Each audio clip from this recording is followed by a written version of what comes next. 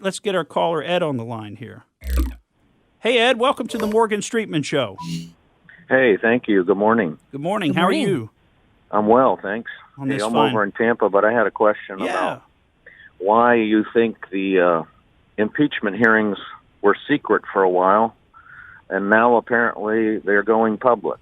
That's a good question. That is a good question. Well, I think they were secret for a while because I think the truth is these witnesses that they're calling, the Democrats are calling, Adam Schiff and the Intelligence Committee, they're calling, won't stand up to cross-examination and won't stand up to scrutiny of their motives, their bias, how they came up with their testimony, etc. And that's why we're even seeing now Adam Schiff saying that the whistleblower, the so-called whistleblower, who's really just a leaker, and to use a colloquial use of the term, a spy inside the Trump administration, is not going to testify at all. And he says it's because of the president's threats. Well, that's just nonsense. You have the right to cross-examine, to confront the witnesses against you in this country. And the idea that the whistleblower would not even have to testify at this point, that we just take the whistleblower's second or third-hand hearsay on second or third-hand hearsay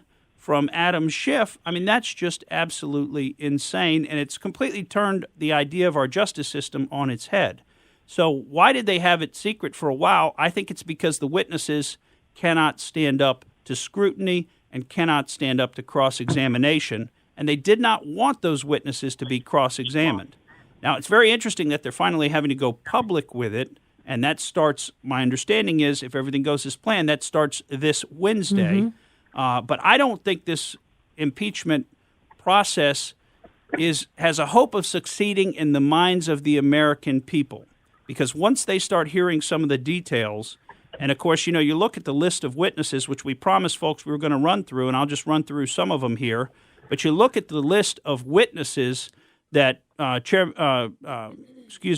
Devin Nunes has put forward that they want to call on the Republican side, you know, and it's Devin Archer, who is a board member of Burisma and the business partner of Hunter Biden. They want to call Hunter Biden. They want to call that Ukrainian DNC staffer, Alexandra Chalupa. And if you've gotten the opportunity to watch that Glenn Beck video on the chalkboard and the whole Ukrainian thing, that you know a lot about Alexandra Chalupa and her involvement in setting a lot of this up.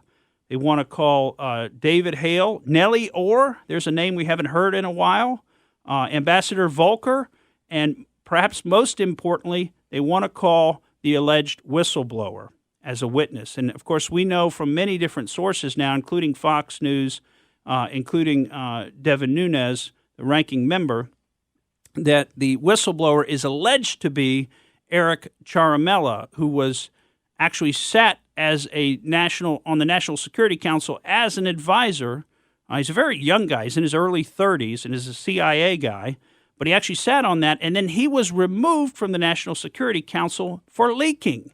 But then H.R. McMaster, who was no fan of President Trump, and you know, you got to wonder sometimes why President Trump just surrounds himself with his enemies. It's almost Lincoln-esque, you know, with his group of rivals that Lincoln brought into his cabinet. But, you know, I think that's really done President Trump a bit of a disservice in trying to bring these people in. I think in his mind, he'd bring them in and perhaps turn them a little bit, turn them to his side of things, you know, just through his force of personality, which he's used to being able to turn people to his side. Mm-hmm. Exactly. But, of course, that didn't happen because these people are not really open to persuasion. They come in with an agenda. And so H.R. McMaster brought this guy, who has been widely reported now is the alleged whistleblower, brought this guy back into the administration. And, of course, now it's interesting because the whistleblower didn't even have the right to access the transcript of the call that he filed his whistleblower complaint about. So he was revealing things that he was not even supposed to be accessing, but somehow, some way, he got access to them. And I think some of those kind of questions would be very interesting to have answered. And in particular, we'd like to know what was the relationship between this person and Adam Schiff ahead of time, because there was some relationship there. Now, Schiff lied about that originally. He said there wasn't contact with the whistleblower. and, gave a lot of indications that his office had not had any contact. Well, it's now come out that before the complaint was even filed, his office was working with the alleged whistleblower and even recommended attorneys for the alleged whistleblower. And that, when you look into some of these attorneys that the whistleblower got, in particular Mark Zaid, I mean, that's another area I think that really deserves some questioning because, Mark Zaid's made some tweets about this situation. Now, not exactly, but he tweeted back in 2017 about the resistance and the beginning of a coup against the president.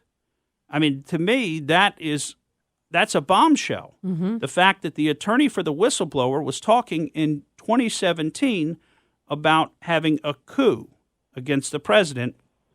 And now, what do we see playing out before us? Now, it's not a coup in the sense of, maybe the Bolivian coup where the army says, listen, Mr. President, you need to step down, and doesn't really have to say or else, but, that's in there, that's implied, or else we may step in and take you out.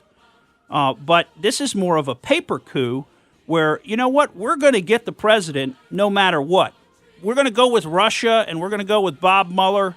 And if that fizzles out like it did, which I don't think they expected, then we're going to come up with something else. So let's now come up with the Ukraine gate, this whole Ukraine situation. So, Ed, thanks for the call. I think the long and short of it is that these witnesses and their attorneys and their biases and their motives will not stand up to scrutiny at the end of the day, particularly in the minds of the American people. Thank you for listening to the Morgan Streetman Show. We hope you enjoyed what you heard, and if you did, please click like and subscribe to help us out. And remember that we recommend that you exercise your brain at least once a week.